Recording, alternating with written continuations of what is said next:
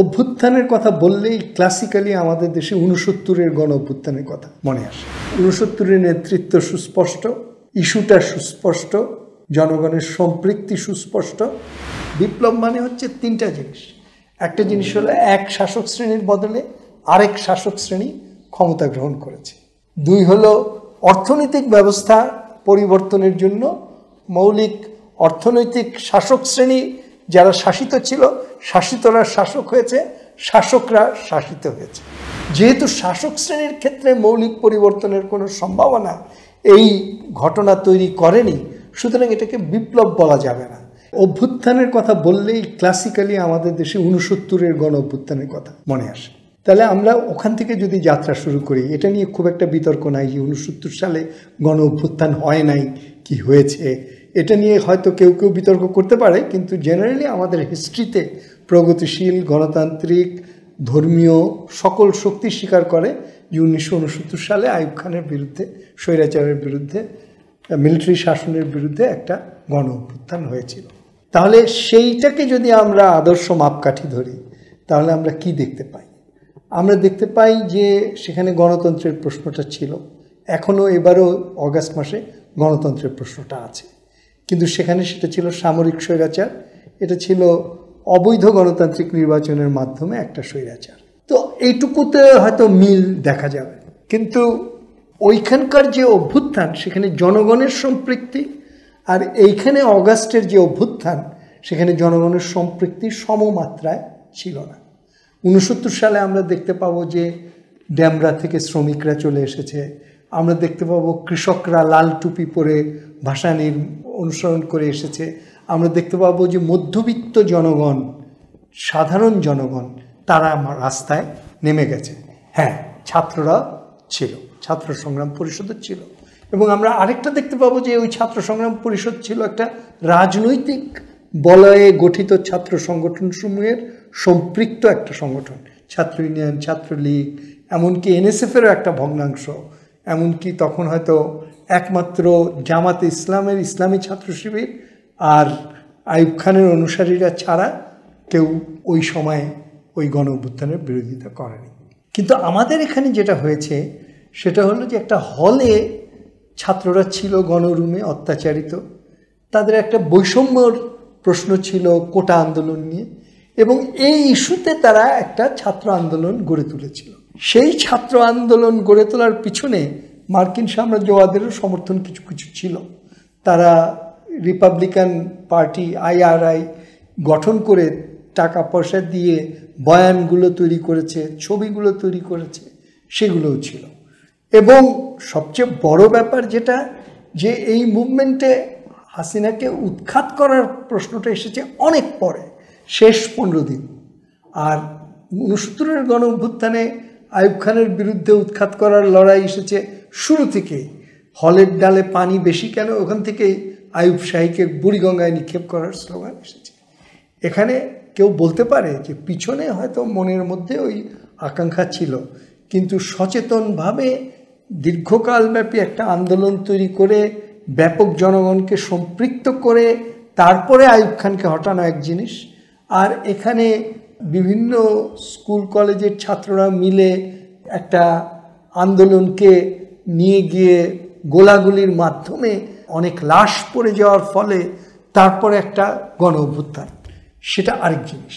আপনি যদি বর্ণনাগুলো লাস্ট 15 দিনের বর্ণনা দেখেন, এমনকি ওই 15 দিনের মধ্যেও যখন ওই সার্জিস আলম সহ ওদেরকে ধরে নিয়ে যাওয়া হলো ডিটেকটিভ ব্রাঞ্চের অফিসে, তখন তারা কিন্তু একটা 9 দফা দিল, এবং সেখানে অনেক সংক্ষিপ্তভাবে যেই লাস্ট দাবিটা ছিল সেটা হলো হাসিনা যদি ক্ষমা চায় তাহলে পরেই আমরা ঠিক আছে। তার মানে এখানে একটা ইস্যুটা অত গভীরও না, জনগণের সম্পৃক্তিও অতটা ব্যাপক না, এবং নেতৃত্ব সুস্পষ্ট না। কিন্তু ৬৯-এর নেতৃত্ব সুস্পষ্ট, ইস্যুটা সুস্পষ্ট, জনগণের সম্পৃক্তি সুস্পষ্ট, এবং আন্দোলনটা গড়ে উঠেছে ধাপে ধাপে দীর্ঘ সময় নিয়ে। ৬২, ৬৬, ৬৯ প্রত্যেকটা আন্দোলন পরস্পর লিঙ্কড, এবং আন্দোলনের কোনো একটা ইস্যু না যে শুরু হয়েছে খালি বিএ পরীক্ষার ডিগ্রি নিয়ে, এটা আন্দোলনটা শুরুই হয়েছে আরও গভীর ইস্যু নিয়ে, গণতন্ত্রের ইস্যু, সামরিক স্বৈরাচারকে, আইয়ুব খানকে হটানোর ইস্যু, আইয়ুব শাহী নিপাত যাক এই ইস্যু। কিন্তু এখানে হাসিনা শাহী নিপাত যাক এই স্লোগান দিয়ে কিন্তু আন্দোলনটা গড়ে ওঠেনি। আন্দোলনটা গড়ে উঠেছে ওই শেষ 3-4 দিন যখন হাসিনা তার বাহিনী লেলিয়ে দিল, কোর্টের রায়কে এমনভাবে করে দিল, এবং শেষে যে এক সাংবাদিক হাসিনার মুখ থেকে ওই বাণীটা নিয়ে আসলো যে তোমরা সব রাজাকার, এইভাবে জিনিসটা একটা ঘটনা ঘটে গেছে।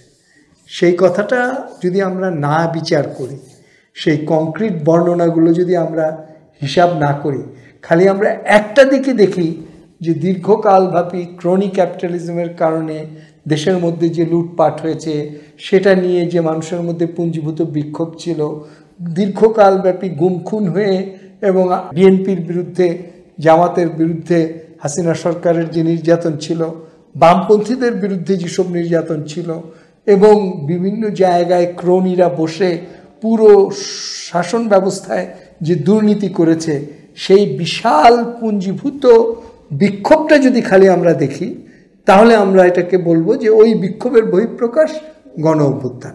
কিন্তু আমরা যদি ঘটনাবলী দেখি, আমরা যদি ওই সঞ্চিত লাভাস্রোত না দেখে এবং লাভা উদ্গীরণের সময়কার ঘটনাবলী যদি দেখি, তাহলে আমরা দেখব যে ওই বিক্ষোভটাই সুস্পষ্ট রূপ নিয়ে ক্রনি ক্যাপিটালিজমের বিরুদ্ধে স্লোগানে রূপান্তরিত হয়নি।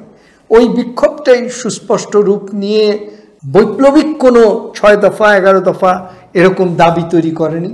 ওখানে একটা দফাই তৈরি হয়েছিল, 1 দফা 1 দাবি, হাসিনা তুই কবে যাবে। এই জায়গাগুলো না বুঝলে পরে, এই হাসিনা চলে যাওয়ার পরে পর্বত যেভাবে মুশিক প্রসব করে, সেই মুশিক প্রসবটাও আমরা ব্যাখ্যা করতে পারবো না।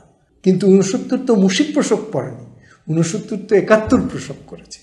সুতরাং 69-এর গণ অভ্যুত্থানের যে বর্ণনা এবং ধারাবাহিকতা এবং বৈশিষ্ট্য, সেটা এখানে অনুপস্থিত। সেই জন্য এটাকে আমরা বলতে পারি ছাত্র জনতার একটা গণজাগরণ। কেউ যদি গণ অভ্যুত্থানও বলে, কিন্তু সেটা 69-এর মাত্রায় নয়। এখন গণ অভ্যুত্থান আর বিপ্লবের মধ্যে তো আরও আরেক ধাপ তফাৎ। বিপ্লব মানে হচ্ছে 3টা জিনিস। একটা জিনিস হলো এক শাসক শ্রেণীর বদলে আরেক শাসক শ্রেণী ক্ষমতা গ্রহণ করেছে।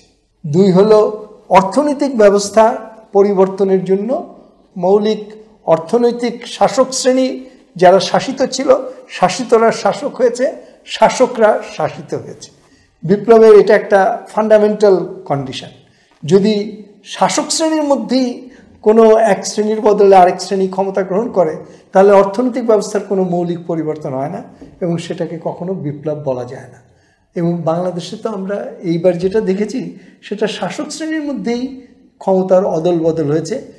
কেউ কেউ বলতে পারে না, ইউনূসের যে সরকার এবং তার যে সদস্যরা, তারা তো ক্রনি ক্যাপিটালিস্ট না, তারা তো একটু লিবারেল ক্যাপিটালিস্ট। কিন্তু ইউনূস তো ক্ষমতা গ্রহণ করছে না। ইউনূস হচ্ছে একটা ব্রিজ, যেই ব্রিজের মাধ্যমে একটা নির্বাচন হবে, নির্বাচনের মাধ্যমে একটা নতুন শাসক শ্রেণী আসবে, এবং সেটা সবাই জানে যে সেই শাসক শ্রেণী হবে হয় বিএনপি জামাতের একটা মিলিত শাসক শ্রেণী, না হয় পতিত স্বৈরাচার আবার আসবে। বামপন্থীরা সেখানে একটা অংশ পেতেও পারে, নাও পেতে পারে। যেহেতু শাসক শ্রেণীর ক্ষেত্রে মৌলিক পরিবর্তনের কোনো সম্ভাবনা এই ঘটনা তৈরি করেনি, সুতরাং এটাকে বিপ্লব বলা যাবে না। এটাকে বলা যেতে পারে বড়জোর যে বিপ্লবের একটা স্বপ্ন ছিল। ফরহাদ মাজার যেমন বলেছে যে শহীদ মিনারে এসে যদি ডক্টর ইউনূস প্রেসিডেন্টকে সরিয়ে দিয়ে একটা শপথ গ্রহণ করতেন, তাহলে এটা একটা বিপ্লব হতো। তো সেটা তো ওনার কথা থেকেই পরিষ্কার যে সেটা হয় নাই, এবং সেই কারণে উনি এখন মাথা চাপড়াচ্ছেন। কিন্তু আমরা আগে থেকে এটা বুঝেছিলাম যে এই গণ অভ্যুত্থানের পিছনে যে নেতৃত্ব, ছাত্র নেতৃত্ব, তার যে সীমাবদ্ধতাগুলো, যেটা আমি একটু আগে বললাম, সেগুলো সহ বিচার করলে এটা তো সেটা হওয়ার কোনো সম্ভাবনা এটার আগেও ছিল না, পরেও ছিল না, এবং হয়ও নি।